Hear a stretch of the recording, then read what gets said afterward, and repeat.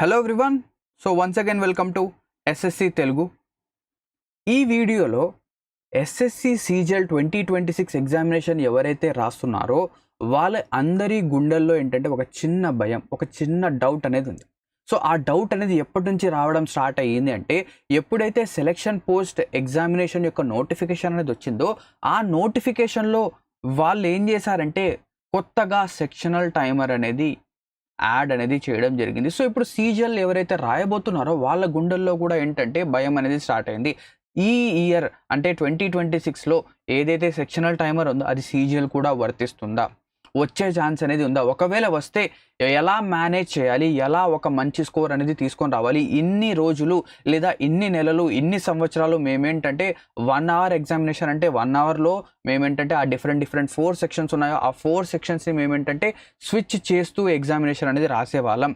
కానీ ఇప్పుడు ప్రతి ఒక్క సెక్షన్కి 15 మినిట్స్ టైం అనేది కేటాయించాలి, అంతే టైం అనేది వాళ్ళు స్పెండ్ చేయాలి, దానికంటే ఎక్కువ కాదు దానికంటే తక్కువ కాదు.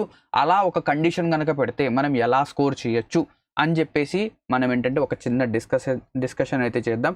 సో బేసికలీ మీరు ఏదైతే భయపడుతున్నారో అది వాస్తవమే. కానీ ఈ సెక్షనల్ టైమర్ అనేది ఇప్పుడు రీసెంట్గా ఏం రాలేదు, దానికంటే ముందు ఓకేనా మనకు సిపిఓ 2025 ఎగ్జామినేషన్లో సెక్షనల్ టైమర్ అనేది ఇంప్లిమెంట్ చేయడం జరిగింది. అప్పుడే మనకేంటంటే ఒక చిన్న హింట్ అనేది రావడం జరిగింది. ఇన్ ఫ్యూచర్ మనకేంటంటే రాబోయే సీజీఎల్ కానివ్వండి, సిహెచ్ఎస్ఎల్ కానివ్వండి, అక్కడ కూడా సెక్షనల్ టైమర్ అనేది కనిపిస్తుంది. ఇక్కడ మనకేంటంటే ఒకసారి సిపిఓ 2025 నోటీస్ కనుక చూస్తే, సో సిపిఓ ఎగ్జామినేషన్ అనేది 200 క్వశ్చన్స్ ఉంటాయి 200 మార్క్స్కి ఓకేనా, అంతే 200 మార్క్స్కి 2 అవర్స్ టైం ఉంటుంది. ఈచ్ అండ్ ఎవ్రీ సెక్షన్కి ఏంటంటే 30 మినిట్స్ ఏంటంటే వాళ్ళు టైం అనేది ఇచ్చారు. సో ఇక్కడ 30 మినిట్స్లో సో ఇక్కడ బేసికలీ చూడండి, ప్రతి సెక్షన్కి ఏంటంటే సెక్షనల్ టైమర్ అనేది కేటాయిస్తే సాల్వ్ చేయొచ్చు, కానీ మ్యాథ్స్కి వచ్చేసరికి కొంచెం ఎక్కువ టైం అనేది కావాలి, అవునా. So I am being an aspirant, నేనేంటంటే ఒక ఆస్పిరెంట్ కాబట్టి నేను నా యొక్క స్ట్రాటజీ చెప్తాను చూడండి. ఎప్పుడైతే నేను ఎగ్జామినేషన్ రాస్తే అది సీజీఎల్ కానివ్వండి, సిహెచ్ఎస్ఎల్ కానివ్వండి, ఆ ఎగ్జామినేషన్స్లో ఏవైతే 4 సెక్షన్స్ ఉంటాయో రీజనింగ్, ఫస్ట్ నేను రీజనింగ్తో స్టార్ట్ చేశాను. దాని తర్వాత నేనేం చేస్తానంటే ఇంగ్లీష్ సెక్షన్ అనేది తీసుకుంటాను, దాని తర్వాత జిఎస్ సెక్షన్ అనేది తీసుకుంటాను, దాని తర్వాత లాస్ట్లో మ్యాథమెటిక్స్ అనేది నేను తీసుకుంటాను లేదా క్వాంట్ తీసుకుంటాను. సో రీజనింగ్ మ్యాక్సిమం నేను ఏ ఎగ్జామినేషన్ రాసినా కూడా అది సీజీఎల్ కానివ్వండి, సిహెచ్ఎస్ఎల్ కానివ్వండి, ఆలివ్ బోర్డ్ యొక్క లైవ్ టెస్ట్ కానివ్వండి, టెక్స్ట్ బుక్ కానివ్వండి, నేను స్టార్ట్ చేసేది రీజనింగ్తో స్టార్ట్ చేస్తాను. అండ్ రీజనింగ్కి ఓన్లీ 15 నిమిషాలు నాతో ఓకేనా. ఈ 15 మినిట్స్లో ఎన్ని క్వశ్చన్స్ అయితే అవుతాయో అన్ని క్వశ్చన్స్ నేనేంటంటే ఈ 15 మినిట్స్లో రీజనింగ్ అనేది చేస్తాను. 15 మినిట్స్కి 1 సెకండ్ ఎక్కువ అయిందా అక్కడ ఉండను, నెక్స్ట్ సెక్షన్కి స్కిప్ చేస్తాను. నెక్స్ట్ దాని తర్వాత ఇంగ్లీష్కి వచ్చేసరికి 8 నుంచి 10 నిమిషాలు అంతే, 8 మినిట్స్ టు 10 మినిట్స్, 8 నుంచి 10 నిమిషాలు అంతే. నెక్స్ట్ జిఎస్కి 5 నిమిషాలే, 5 నిమిషాలు కూడా ఎక్కువ, 5 మినిట్స్ అనేది కూడా ఇక్కడ ఎక్కువ. అంటే ఇక్కడ మీరు చూస్తే అప్రాక్సిమేట్లీ నా దగ్గర ఏంటంటే హాఫ్ అన్ అవర్ టైంలో 30 మినిట్స్ ఆఫ్ ద టైం నేనేం చేశానంటే 3 సెక్షన్స్ కంప్లీట్ చేశాను. దాని తర్వాత రిమైనింగ్ 30 మినిట్స్ నేనేం చేస్తానంటే మ్యాథమెటిక్స్కి టైం అనేది ఇస్తాను. ఈ 30 మినిట్స్లో ఆ 25 క్వశ్చన్స్ అనేవి నేను అటెంప్ట్ చేస్తాను, అవునా. సో కొన్నిసార్లు ఏంటంటే 25కి 25 కరెక్ట్ అవుతాయి, కొన్నిసార్లు ఏంటంటే 22 కరెక్ట్ అవుతాయి, 23 కరెక్ట్ అవుతాయి, కానీ అక్కడ గ్యారంటీ అనేది ఉండదు. కానీ ఇక్కడ మనం 30 మినిట్స్లో 25 క్వశ్చన్స్ అనేవి చేస్తున్నాం.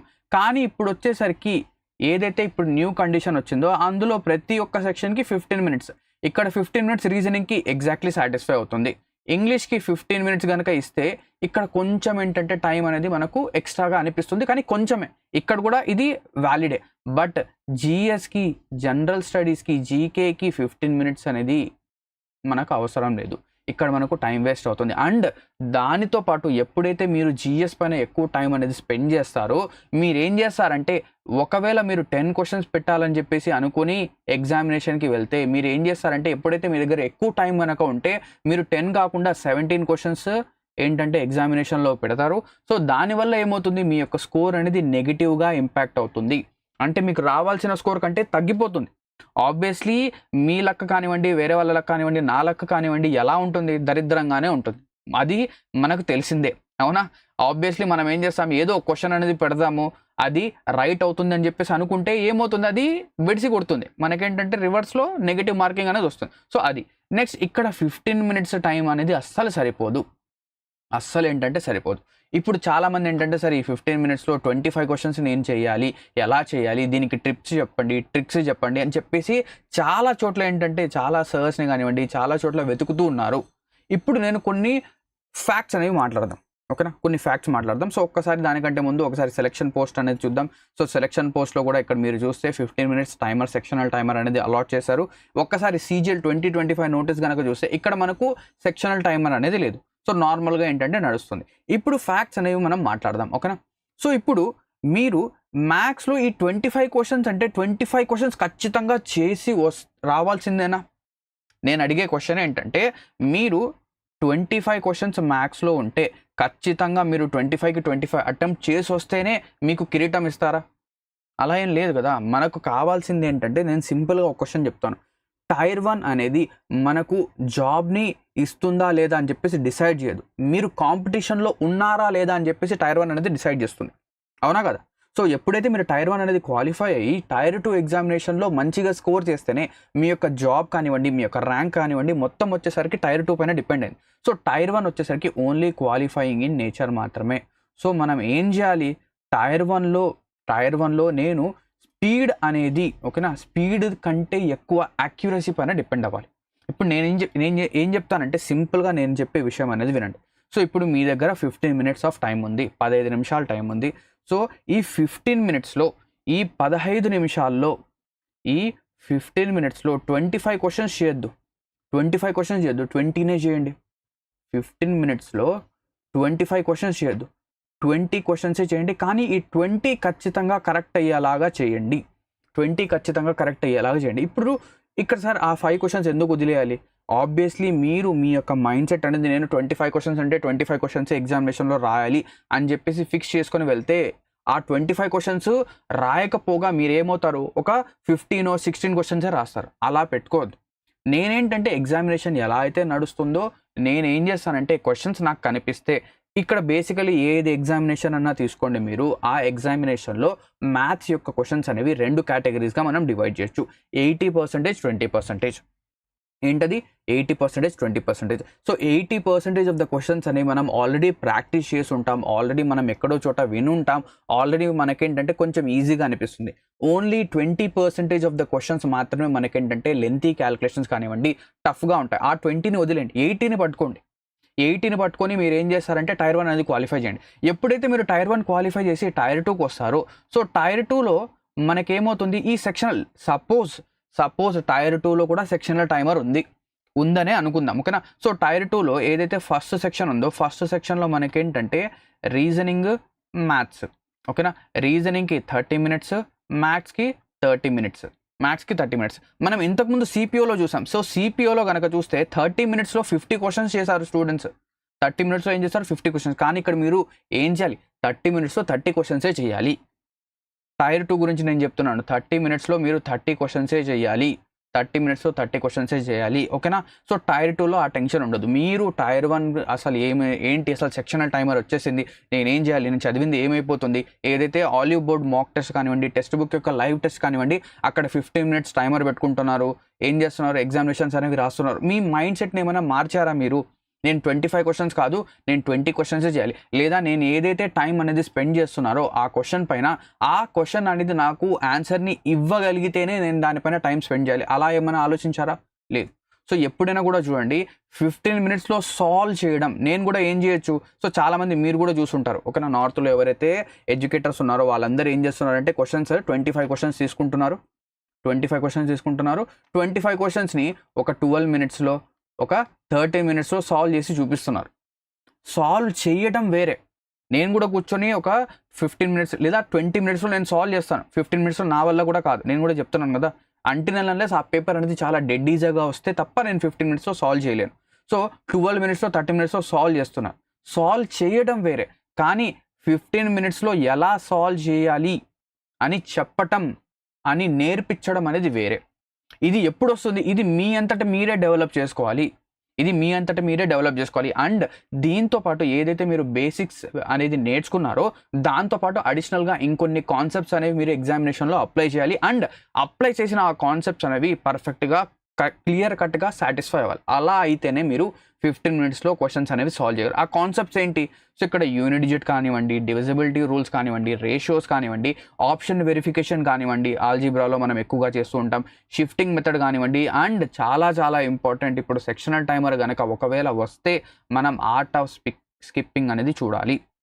ఏవైతే 25 క్వశ్చన్స్ ఉంటాయో ఆ 25 క్వశ్చన్స్లో ఏవైతే ఈజీగా ఉన్న 20 క్వశ్చన్స్ని ఐడెంటిఫై చేయండి. రిమైనింగ్ 5 క్వశ్చన్స్ని తర్వాతకి నెక్స్ట్కి వదిలేయండి. ఈ 20 క్వశ్చన్స్ని ఖచ్చితంగా 100% మీరు అక్యురసీతో కనుక సాల్వ్ చేస్తే మీ యొక్క మ్యాథ్స్ యొక్క స్కోర్ 40 మార్క్స్ ఉంటుంది. సపోజ్ మీరు ఏదైతే చేశారో రీజనింగ్లో ఎంత లేదన్నా 45 ఈజీగా స్కోర్ చేయొచ్చు. ఓకేనా, ఇది మ్యాథ్స్ యొక్క స్కోర్, ఇది రీజనింగ్ యొక్క స్కోర్. ఓకేనా, ఇంగ్లీష్లో మీరు ఎంత లేదన్నా అట్లీస్ట్ 35 అన్నా స్కోర్ చేయాలి. 35+ ఖచ్చితంగా స్కోర్ చేస్తేనే 35+ ఖచ్చితంగా స్కోర్ చేస్తేనే రిజల్ట్ అనేది ఉంటుంది. 40 చేసినా ఇంకా మంచిది. నెక్స్ట్ ఇప్పుడు జీకే జిఎస్కి వద్దాం. సో జనరల్ స్టడీస్ ఇందులో 15 నుంచి 20 నేను చాలా వీక్. ఓకేనా, జిఎస్లో నేను చాలా వీక్, నాకు 15, 20. సో ఇది టోటల్ చేయండి. ఇది 5, 15, 8, 9, 10, 130. 135 కంటే ఎక్కువ పోతుందా tier 1 cut off? Tier 1 cut off అనేది 135 కంటే ఎక్కువ పోతుందా? నా కళ్ళల్లో కళ్ళు పెట్టి ఆన్సర్ చెప్పండి. ఎక్కువ వెళ్తుందా? వెళ్ళదు, ఆబ్వియస్లీ వెళ్ళదు. సార్ ఒకవేళ వెళ్తే ఇక్కడ ఇంగ్లీష్లో మనం 35 తీసుకున్నాం, దీన్ని 40 చేయండి, 140 అవుతుంది.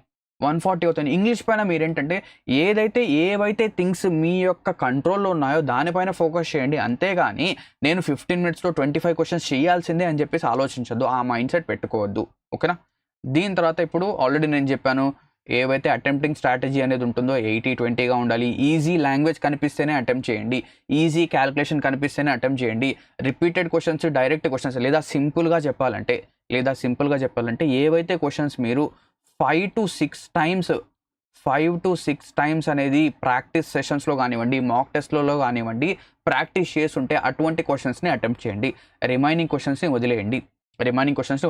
ఒకవేళ ఎగ్జామినేషన్ అనేది స్టార్ట్ అయింది, ఇప్పుడు నేను ఫస్ట్ క్వశ్చన్ తీసుకున్నాను, ఫస్ట్ క్వశ్చన్ సాల్వ్ చేశాను, సెకండ్ క్వశ్చన్, థర్డ్, ఇలా నేను క్వశ్చన్స్ అనేవి డైరెక్ట్గా ఇలా సాల్వ్ చేసుకుంటూ వెళ్తే 21 నుంచి నేను ఫస్ట్ క్వశ్చన్ సాల్వ్ చేస్తాను, ఫస్ట్ క్వశ్చన్ అయిపోయిన తర్వాత సెకండ్ క్వశ్చన్కి వెళ్ళాలి, సెకండ్ అయిపోయిన తర్వాత థర్డ్, ఇలా నేను కనుక నా మైండ్ సెట్ పెట్టుకుంటే నేను ఎప్పటికీ ఎగ్జామ్ అనేది క్లియర్ చేయలేను. ఆబ్వియస్లీ మీకు తెలిసిందే, మనం ఏం చేయాలి? స్కిప్ చేస్తూ ఆన్సర్స్ అనేవి చేయాలి. అర్థమైందా? సో భయపడాల్సిన ఎటువంటి అవసరం లేదు. ఒకవేళ సెక్షనల్ టైమర్ వచ్చినా కూడా మీరు ఏం చేయాలి? అక్యురసీ పైన మీరేంటంటే ఫోకస్ అనేది చేయండి. అండ్ దానితో పాటు ఏదైతే ఈ ఆర్ట్ ఆఫ్ స్కిప్పింగ్ కానివ్వండి, యూనిట్ డిజిట్, ఏవైతే చిన్న ట్రిక్స్ ఏవైతే ఉంటాయో వీటిని ఒక్కసారి ఏంటంటే గో త్రూ అనేది చేయండి. మీకు ఏంటంటే ఎగ్జామినేషన్లో హెల్ప్ అనేది చేస్తుంది. ఓకేనా, సో ఇది ఒక స్మాల్ అండ్ షార్ట్ వీడియో ఏదైతే ఎగ్జామినేషన్లో రీసెంట్గా మనకేంటంటే అప్డేట్స్ అనేవి వస్తున్నాయి. చాలామంది స్టూడెంట్స్ ఏంటంటే భయపడుతున్నారు. సో భయపడాల్సిన ఏం అవసరం అయితే లేదు. ఒకవేళ కావాలంటే మీరు చెప్పండి, నేనేంటంటే ఏదైనా ఒక క్వశ్చన్ పేపర్ అనేది తీసుకొని దాన్ని ఏంటంటే ఎలా మనం ఏంటంటే క్వశ్చన్స్ని స్కిప్ చేస్తూ సాల్వ్ చేయాలి, ఎలా అర్థం చేసుకోవాలి, ఎగ్జామినేషన్లో మన స్ట్రాటజీ ఎలా ఉండాలి ఏంటి అని చెప్పేసి నేను చూపిస్తాను మీకు. నేనేంటంటే 15 మినిట్స్లో క్వశ్చన్ పేపర్ సాల్వ్ చేసి చూపించడం అనేది వేరే, కావాలంటే నేను చేయొచ్చు. సో చాలామంది ఏంటంటే చాలా వేరే టీచర్స్ని ఏం చెప్తున్నారంటే వాళ్ళందరూ కూడా ఆప్షన్స్ అనేవి గుర్తుపెట్టుకొని వచ్చేసరికి ఫస్ట్ క్వశ్చన్కి ఆప్షన్ 4, ఇది ఆప్షన్ 4 అవుతుంది అంటే చదువుతున్నారు, ఫాస్ట్గా ఆన్సర్ చెప్పేస్తున్నారు. చాలామందికి అర్థం కావడం లేదు. వాళ్ళు ఏమనుకుంటున్నారంటే డిమోటివేట్ అయిపోతున్నారు. అరే సార్ ఏంటి ఇంత ఫాస్ట్గా క్వశ్చన్ చదివి ఆన్సర్ పెట్టేస్తున్నాడు, సో ఆల్రెడీ వాళ్ళు ఏంటంటే ఒకసారి ఏదైతే క్వశ్చన్ పేపర్ ఉంటుందో దాన్ని ముందుగా సాల్వ్ చేసి మీ దగ్గరికి వస్తారు. ఎప్పుడైతే ఆల్రెడీ సాల్వ్ చేసిన క్వశ్చన్ కనుక మళ్ళీ వస్తే ఆబ్వియస్లీ మనకేంటంటే అందులో ఏదైతే ఇన్ఫర్మేషన్ ఉంటుందో అది ఆల్రెడీ మనకు అర్థమై ఉంటుంది. మళ్ళీ ఆ క్వశ్చన్ చదవడానికి ఒక 10 to 15 సెకండ్స్ టైం వేస్ట్ కాదు. సో ఆ 10 to 15 సెకండ్స్ ప్రతి ఒక్క క్వశ్చన్లో అంటే 25 క్వశ్చన్స్లో 10 to 15 సెకండ్స్ సేవ్ కనుక అయితే ఎన్ని సెకండ్స్? 240 సెకండ్స్ అనుకుందాం. సో 6తో కనుక డివైడ్ చేస్తే 4 నిమిషాలు సేవ్ అయినట్టే కదా. అలా ఆలోచించండి. ఓకేనా, సో భయపడాల్సిన ఏమీ అవసరం లేదు.